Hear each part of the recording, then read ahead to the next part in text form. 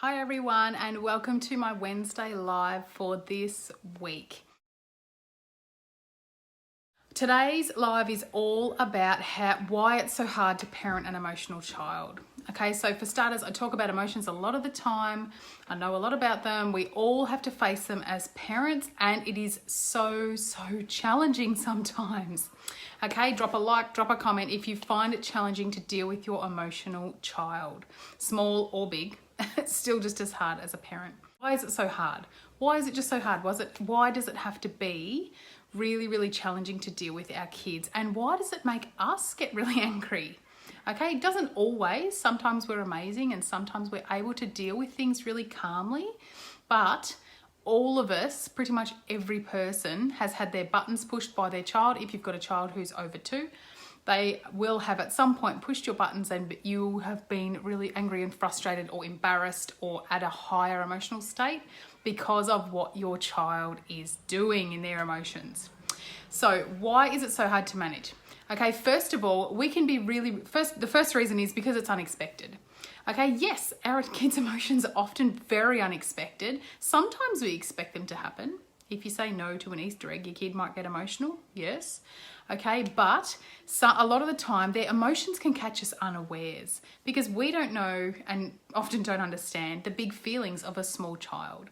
Okay, just as they might not know why we're getting upset about something because we're thinking about something else, they can get really emotional about things really quickly and we don't know why. So it's quite often unaware, it comes on us unawares, and we can be a bit overwhelmed and a bit shocked and a bit out of strategies and out of ideas right in that moment and go, how do I manage this? Or, oh my gosh, I'm in the shops, it's embarrassing, what do I do now? How do I manage this? How do I deal with this? This is the sort of stuff that comes up on us all the time, right? So that's the first reason why it is really hard to parent an emotional child. Okay, the second thing is because often we are structuring our days, their life, too much for them. This is often what leads to emotional meltdowns. You're not putting your shoes on fast enough. You haven't been to the toilet yet. You need to brush your teeth quicker. Or come over here so that I can help you with whatever needs helping with. And they run the opposite way. And that creates frustration in yourself. But it also, if you hurry the child up, that creates an environment, lots of pressure, where the child just doesn't feel like it can just actually do anything at its own pace, at their own pace. And therefore they're not learning anything as richly as they could be, or they're still learning things, but it's not as rich as it could be if they were able to do it at their own pace. Okay, because they've got this hurry, this stress. We all know about it. We know about stress. We know it doesn't help our bodies. We know it doesn't help our brains take things in as parents. We have all felt stress at some time or another. If we're unintentionally putting stress on our children by getting them to hurry up all the time, that is a really big factor in causing more emotional moments, and is really challenging to deal with as parents, the emotions then. Okay, so one of the things we can do is actually allow more time for our kids, allow more time for them to make mistakes. It sounds really ridiculous, but allow more time for them not to be able to put their shoes on properly so that you can help them. Allowing more time, if that means you've got to get them up earlier, well, it's, in my opinion, it's better to be up 10 or 15 minutes earlier than having a really angry moment at the end. Okay, so, and I know all about it because I've been done it, okay? I think that we need to be making sure that we can, and I understand that we don't live in a perfect world. Many of us are working, many of us have got things we need to be at, okay? Or even like school drop off. You know, my little guy's got to get ready much faster than my others ever did because he's got to be at school drop off and kinder drop off and then Okay, that's just how it is. But allowing a little bit extra time to get ready, to have that chill time, if they need to have that chill time when they're waking up, is so important for the child and for their emotional state, and therefore our emotional state. Yeah?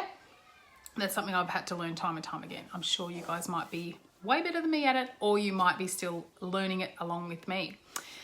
Okay, so there are 2 reasons why it's really hard to deal with those things, because we are stressed because our child is stressed, basically. Also, and this is my final point, often we expect ourselves to know what to do. Okay, so if you put me into, I'm trying to pull an occupation out of the air, real estate. If you put me in front of people and ask me to sell a house, I would probably be really stressed for starters, and I probably would not be able to do that, except for maybe baking some epic bread or something. Like, no, I would not be able to sell a house if you paid me, probably.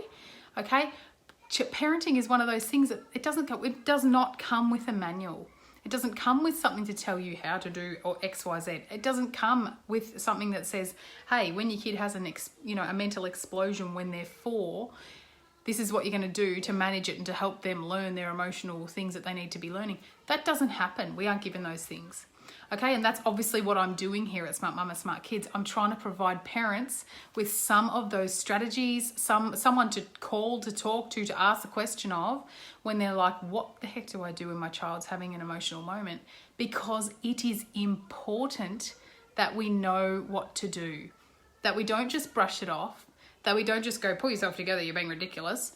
Okay, there needs to be, like that might be the end result maybe if they're going on and on, but there needs to be some steps in between that means they don't get shut down emotionally, they don't just get told to get over it, which does the same thing anyway, but they also don't just play on their emotions forever and then you're late for everything and you're really emotional because they're just doing this with your heartstrings all the time. Okay, there has to be a really, really healthy medium, and this is the sort of stuff that I do with parents.